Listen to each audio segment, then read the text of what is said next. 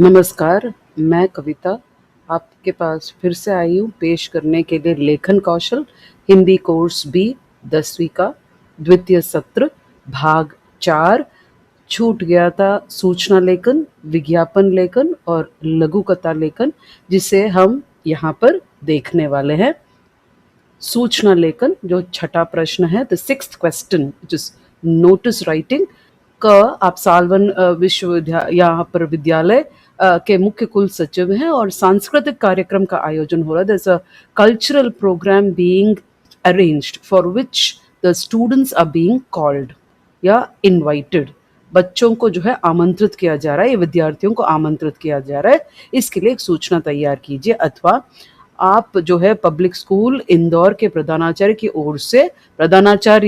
ओर से एक सूचना तैयार करें जिसमें समय परिवर्तन, जैसे चेंज इन टाइम, स्कूल के समय में परिवर्तन हो रहा है, उसके लिए आप एक सूचना बना रहे हैं। प्रिंसिपल लिख रहे, the principal is giving a notification, sending it to parents, माता पिता को या किसी को भी वो भेज रही है, तो बच्चों को जो है बताया जा रहा है कि समय में परिवर्तन होने वाला है। देन द नेक्स्ट वन, तो इन दोनों में से एक लिखना पड़ेगा। You have to write one from these. देन ख, विद्यालय के कक्षा 9वीं तथा 10वीं के छात्र छात्राओं के लिए ग्रीष्मावकाश में भ्रमण का आयोजन। ग्रीष्मावकाश, ग्रीष्म गर्मी, अवकाश छुट्टियां, तो गर्मी की छुट्टियां, समर हॉलीडेज है, उसमें छात्र छात्राओं के लिए, for the girls, for the boys and the girls, लड़के लड़कियों के लिए जो है एक भ्रमण टूर का आयोजन किया जा रहा है। This a tour being arranged and these children are notified about it and they can go and participate। उसके बाद राष्ट्रीय आधुनिक कला संग्रहालय द्वारा आयोजित चित्रकला कार्यशाला।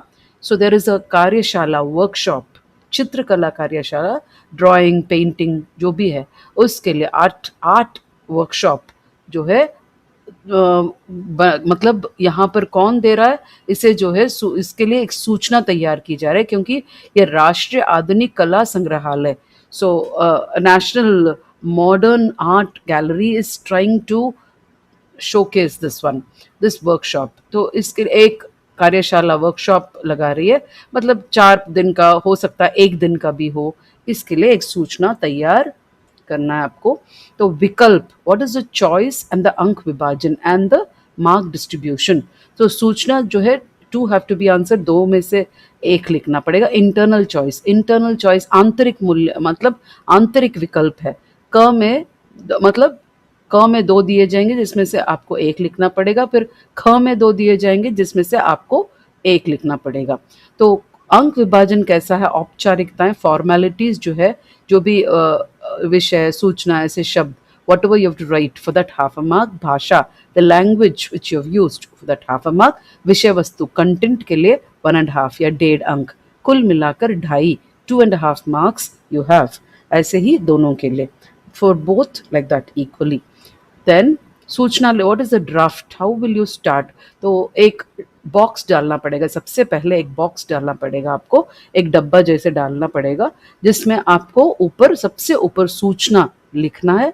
उसके बाद first word you should write सूचना, दैट इज नोटिस। जैसे इंग्लिश में नोटिस लेखन लिखते हैं, अंग्रेजी में वैसे सूचना सबसे ऊपर लिखना है। उसके बाद after that you have to write the संस्था का नाम, that is institute or institution, संस्थान, institution जो है या विद्यालय है, कुछ भी है, whatever is there, school name or whatever, please don't mention your school's name। अपने विद्यालय का नाम न लिखे तो बेहतर होगा। दिनांक, डेट, लेफ्ट हैंड साइड, मतलब बाएं ओर जो है आप दिनांक लिखेंगे। फिर विषय, जैसे पत्र में विषय लिखते हैं, विषय शब्द की जरूरत नहीं है लेकिन ऐसे भी विषय लिख सकते हैं। और उसके बाद सूचना का लेखन, आप उसके बाद सूचना में क्या लिखने वाले, जो भी लिखने वाले उसे लिखना है। फिर सूचना देने वाले का पद, जो पोस्ट है उसका, कौन दे रहा है, who is giving this notification, the post of that person. सूचना देने वाले का नाम, अगर नाम दिया गया है तो नाम लिखिए, नहीं तो ख ख ग लिखा जा सकता है। The name is given, you right the name, otherwise ख ख ग कैन बी रिटन। यदि आवश्यक हो तो सूचना देने वाले का पता। तो if it is necessary then the पता, the address of the person who is giving the notification। sometimes it is not necessary, most of the time, ज़्यादातर जो है पता ज़रूरी नहीं होता। नहीं तो जहाँ पर बहुत ज़रूरी है तभी वहाँ पे लिखना है।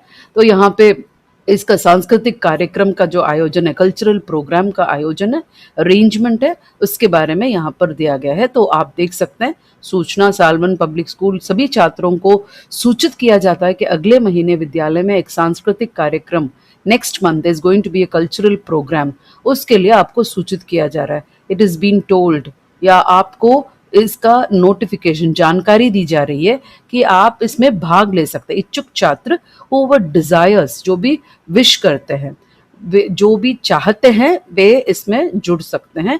आमंत्रित किया जा रहा है, दे इनवाइटेड फॉर इट।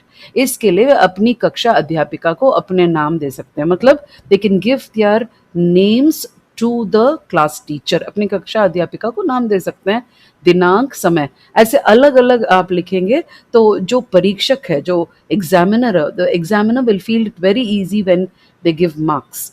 जब भी आप ऐसा लिखेंगे अलग अलग, तो उनको आसानी होगी अंक देने में, और ये अच्छा भी लगेगा, प्रस्तुतिकरण बहुत ही शुद्ध लगेगा और आपको अंक मिल जाएंगे। तो धन्यवाद मुख्य कुल सचिव क ख ग सालवन पब्लिक स्कूल। बस इतना ही। तो जितना आप क्रिस्प, और क्योंकि औपचारिक, इट इज फॉर्मल, तो वेरी कैजुअली, कैजुअली मतलब बहुत ही कम शब्दों में बहुत ज़्यादा लिखने की, कहानियाँ लिखने की ज़रूरत नहीं है। उसके बाद एक और दिया गया है यहाँ पे कि 9वीं और 10वीं, 9th and 10th standard children are being taken for a summer tour, मतलब समर वेकेशन में, छुट्टियों में एक भ्रमण के लिए उन्हें लेके जा रहे हैं। तो उसके लिए एक सूचना, नोटिफिकेशन यहाँ पे दिया जा रहा है विद्यालय की ओर से। द स्कूल इज गिविंग, तो स्कूल का जो भी नाम है, ख ख ग विद्यालय, मुंबई, दिल्ली, कहीं पे भी किसी कोई भी नाम वहाँ पर लिख सकते हैं, क्योंकि यहाँ पे नाम नहीं दिया गया है। Because the school's name has not been given, you can mention anything. और डेट भी आपके हिसाब से, जो भी आपको अच्छे से, आपको वर्तनी, the spelling you know correctly, please right those months name easily, मतलब वैसे वाले मंथ या महीने का नाम चुनिए जिसका आपको वर्तनी अच्छी तरह से पता हो, या जो अगर मई लिखना चाहते हैं मई लिख दीजिए।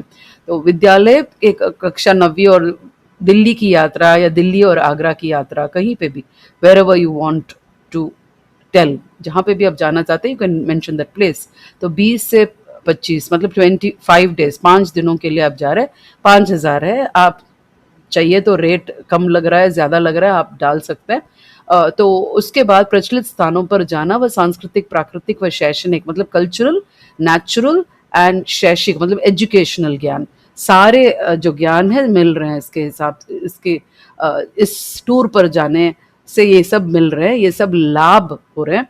आकर्षक एवं मनोरंजक गतिविधियां भी है, you have some attractive and entertaining activities also along with this, मतलब टूर के साथ साथ, भ्रमण के साथ साथ, इस पर्यटन के साथ साथ, मतलब आप जब टूर करने वाले हैं, पर्यटन मतलब करने वाले हैं, भ्रमण, उसके साथ साथ आपके लिए गतिविधियां भी, एक्टिविटीज भी कराएंगे, मतलब छोटे छोटे कुछ गेम्स जैसे खेलेंगे, या जो भी है वो वॉन्ट्स टू गिव, जो भी इच्छुक विद्यार्थी, इच्छुक शब्द का प्रयोग ज्यादातर किया जाता है, वो डिजायर्स, जो भी विशेस, वो विशेस टू पार्टिसिपेट, जो भी चाहते हैं, जो विद्यार्थी इसमें भाग लेना चाहते हैं, या जो विद्यार्थी इसमें नाम देना चाहते हैं, शामिल होना चाहते हैं, वे दे सकते हैं अपने कक्षा अध्यापिका को। अध्यक्ष विद्यार्थी परिषद, जो विद्यार्थी काउंसिल है, स्टूडेंट काउंसिल है, वो उसका हेड लिख रहा है, या आप अगर प्रधानाचार्य दिया गया है तो प्रधानाचार्य के ओर से भी you can mention what ever, because यहाँ पर कुछ भी मेंशन नहीं किया गया है, आप वो भी मेंशन कर सकते हैं। और उसके बाद यहाँ पर एक और सूचना, राष्ट्रीय आधुनिक कला संग्रहालय, तो कला संग्रहालय एक जो है आर्ट गैलरी, उसने उन्होंने दिया है, जहाँ पे कला सब म्यूजियम की तरह रखा जाता है, वहाँ पे उन्होंने जो है वे कुछ चित्रकला प्रतियोगिता या कार्यशाला रखना चाहते हैं, उसके लिए they are giving an art workshop, and for that they are calling, okay, the calling for who want to participate, इस उम्र से उस उम्र तक, या ऐसे जो भी, अगर पैराग्राफ्स अनुच्छेदों में लिखेंगे तो भी अच्छा लगेगा उनको। कार्यशाला का समय जैसे मैंने पहले दिखाया वैसे भी लिख सकते हैं। तो एक और मैंने नमूना दिखाया, आप बाद में भी इस वीडियो को जब देखेंगे तो अच्छी तरह बार बार क्लिक करते हुए भी देख सकते हैं। और उसके बाद विज्ञापन लेखन, विज्ञापन लेखन is a 7th question. Advertisement writing जो है 7वां प्रश्न है। सूचना लेखन और विज्ञापन लेखन में थोड़ा सा ही फर्क है, only a little bit of difference in both of them. I will explain to you one by one.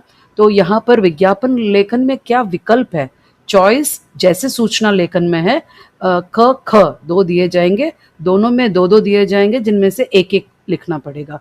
ख ख will be given, two will be given in each, you have to write one from each, 2.5, 5 marks। तो 5 अंक है, ढाई ढाई। तो अंक विभाजन कैसे, विषय वस्तु, प्रस्तुति और भाषा, तो इसके आधार पर एक एक और आधा, सो 1.5। So because by this way it is distributed, क्योंकि विज्ञापन में जो है प्रस्तुतिकरण, प्रेजेंटेशन बहुत ही इंपॉर्टेंट होता है। और यहाँ पर आप देख सकते हैं मध्य प्रदेश जो पर्यटन है, टूरिस्ट निगम है, कॉरपोरेशन है, वहाँ पर उन्होंने जो है they have given about it, और उसमें बढ़ावा देने के लिए to improve that quality and all that. तो आप जो है ऐसे एक डब्बा डाल दीजिए और उसमें आप जो भी आप मध्य प्रदेश के बारे में जानते हैं या वहाँ पे जो भी देखने के वाले स्थल है उसके बारे में आप जानकारी देना चाहते हैं, छूट देना चाहते हैं, या कितने 4 रात 4 दिन के लिए आप जो है इतना जो है इतने पैसे लगेंगे, आप आइए इसका मज़ा लीजिए, आप ऐसे नारे जैसे भी लिख सकते हैं जिनसे आपका विज्ञापन आकर्षक हो। आप चित्र भी बना सकते हैं, अगर कलर पेंसिल्स या कुछ भी है लेके जा सकते हैं, या स्केचिंग भी करके आप कर सकते हैं। अगर आपने चित्र बनाया तो इससे जो है आपका विज्ञापन और सुंदर लगेगा। छोटे छोटे चित्र जो आप बना सकते हैं, ऐसा नहीं है कि बहुत ही जैसे चित्रकार बनाते हैं वैसे नहीं है, छोटे छोटे चित्र जो अच्छा लगे। अगर आपको जगह ठीक तरह से पता हो तो तभी ऐसे वाले अटेंड कीजिए, नहीं तो कोई और जो ऑप्शन दिया गया है उसके बारे में भी लिख सकते हैं। और उसके बाद यहाँ पर सड़क पर टहलते हुए आपको कोई बैग मिल गया जिसमें कागजात सब थे, papers, documents, all that has been, you suddenly getting a bag, एक बैग बस्ता मिल या थैला मिल गया आपको जिसमें ये सब चीज़ें थी, आप वापस देना चाहते हैं, मोबाइल फ़ोन भी था, तो खोया पाया मतलब लॉस्ट एंड फाउंड जैसे लिखते हैं एडवर्टाइजमेंट में, ऊपर लिखते हैं लॉस्ट एंड फाउंड, उसमें जो है जो खोया जो पाया, तो वैसे किसी ने खो दिया, आपने उसको, आपके पास वो आया है, आप उसको वापस देना चाहते हैं, तो यू विल टेल कि मैं ऐसा ऐसा व्यक्ति हूँ और मैं जब जा रहा था या जा रही थी मुझे ये मिल गया था बैग। तो ये सब थी चीज़ें थी। अगर आपका यह बैग है तो इस नंबर पर संपर्क करें और यह पता है, आप कोई निशानी बता सकते हैं कि यह निशानी बता के आप लेके जा सकते हैं। You can tell some particular things which they have to tell and they can take the bag.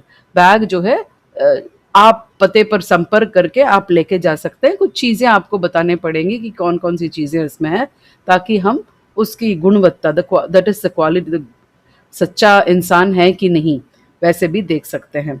तो ये दोनों हो गए। उसके बाद लघु कथा लेखन 2 दिए गए हैं, वह नीम का पेड़ अथवा चेतना। वह नीम का पेड़, किसी भी पेड़ के आधार पर आप एक कहानी बुनकर लिख सकते हैं, या आराम से आप कर सकते हैं आराम से। नीम के पेड़ के निबंध नहीं लिखना, आपको कहानी लिखनी है। आप वहाँ पर नीचे बैठे थे, आप क्या कर रहे थे, या किसी दोस्त से मिले थे, या कोई और कहानी भी जोड़ के आप जो भी उस नीम के पेड़ के आधार पर आप लिख कर, या उस नीम के पेड़ के नीचे बैठे हुए आपने जो सपने बुने अपने दोस्त के साथ, जो खेल खेले, वो भी लिख सकते हैं। अथवा चेतना, चेतना मतलब क्या है, जागृति, जो अवेयरनेस है, जो चेतना शक्ति है, कुछ भी आप जो सोचते हैं। चेतना, चैतन्य का मतलब है मूवमेंट, चैतन्य का मतलब है अवेयरनेस, जागृति, जो चेतना है, मन में चेतना। Sometimes you have some sudden awareness about things, कुछ सोच आ जाती है, नहीं यही चीज़ ऐसे ही करनी है मुझे, I have to do this in this way, इसी तरह मुझे करना है। तो मैंने एक छोटी सी कहानी कहीं से ली है और उसे मैं थोड़ा आपके सामने पेश करना चाहती हूँ। उससे पहले मैं बताना चाहती हूँ कि लघु कथा जो है 2 दिए जाएंगे, जिसमें से आपको 1 लिखना पड़ेगा। ज़्यादातर एक शीर्षक दिया जाता है जिसके आधार पर आपको लिखना पड़ता है। तो विषय वस्तु, द कंटेंट 2 मार्क, 2 मार्क्स, प्रस्तुतिकरण, the way you present it, कैसे आप उसको उसकी प्रस्तुति कर रहे हैं, उसके आधार पर 2 अंक। उसके बाद भाषा के लिए लैंग्वेज, भाषा भाषा मतलब भाषा शुद्धता के लिए, how neatly your writing it, in the sense आप आपकी लिखावट के आधार पर नहीं, आपकी व्याकरणिक गलतियों के आधार पर शुद्ध भाषा में आप कैसे लिख रहे हैं, उसके लिए 1 अंक। वर्तनी सबके लिए, तो अगर यहाँ वहाँ गलतियां हैं तो काटे जाते हैं अंक। तो चेतना, चेतना जो नाम दिया गया है, शीर्षक, one title has been given, on the basis of that you can give a title. आप एक अलग सा एक शीर्षक उसके आधार पर एक देकर भी आप लिख सकते हैं, लेकिन जब आप चुन रहे हैं ख या जो भी चुन रहे हैं उसका शीर्षक जरूर ऊपर लिखें, उसके बाद अपनी कहानी लिखना शुरू करें। 150 शब्दों में लिखने, किसी नगर में एक वैद्य रहते थे। अब कहानी मतलब यहाँ पर एक वैद्य जो है, वैद्य का मतलब है डॉक्टर या फिजिशियन जिसे कहते हैं, तो एक डॉक्टर रहते थे, आप लिख सकते हैं डॉक्टर रहते थे। वे बहुत ही कुशल और विनम्र, मतलब उनका व्यवहार बहुत अच्छा था। He was a very good नेचर्ड person, सबकी इज्जत करते थे, सब आते थे। एक बार एक सेठ उनके पास आया था अपने बच्चे को दिखाने के लिए। Seth came to him and showed him, मतलब his son was sick so it brought, तो आफ्टर ही सॉ, ही पर्ची पर एक स्लिप पर he wrote the medicine for letter also, बाद में जो खाना है उसे उसके लिए भी लिख दिया उसने। तो सेठ ने पूछा वैद्य से कि क्या फीस देनी होगी, व्हाट, मुझे कितना देना पड़ेगा पैसे आपको। तो उन्होंने कहा आप मुझे 100 सोने के सिक्के दे दीजिए। तो सोने के सिक्के 100 गोल्ड कॉइन्स ही आस्क्ड हिम टू गिव। तो अ, एक और आदमी बैठा था वहां पर, one more person was seated there, was very very poor. उसने सोचा, एक गरीब इंसान ने सोचा जो बैठा हुआ था, इसको अगर मुझे 100 सिक्के देने होंगे तो मैं कैसे दूंगा। तो वह जाने को तैयार हो गया। So that poor man thought, how will I give 100, I don't have any money with me. So he wanted to go. The vaidya physician doctor told him, you needn't pay me anything, I am only taking from him, I don't want to take anything from you, मैं तुमसे कुछ लेना नहीं चाहता। तो यहाँ पर यह बात सुनकर सेठ को गुस्सा आया। द सेठ got angry that how come he is taking from me 100 सिक्के, गोल्ड कॉइन, मुझसे जो है 100 अशरफिया ले रहा है और उससे जो कुछ नहीं लेना चाहता, ये कैसे हो गया। उसने वैसे ही सोच लिया कि मेरे साथ गलती कर रहा है, इतना बेईमान इंसान है, how dishonest this man is, he is taking, trying to take money from me but he doesn't take anything from him. फिर डॉक्टर ने कहा, then the doctor told him, it is not like that, आप जो है थोड़े अमीर है, आपके पास पैसे हैं देने के लिए, लेकिन इनके पास नहीं है।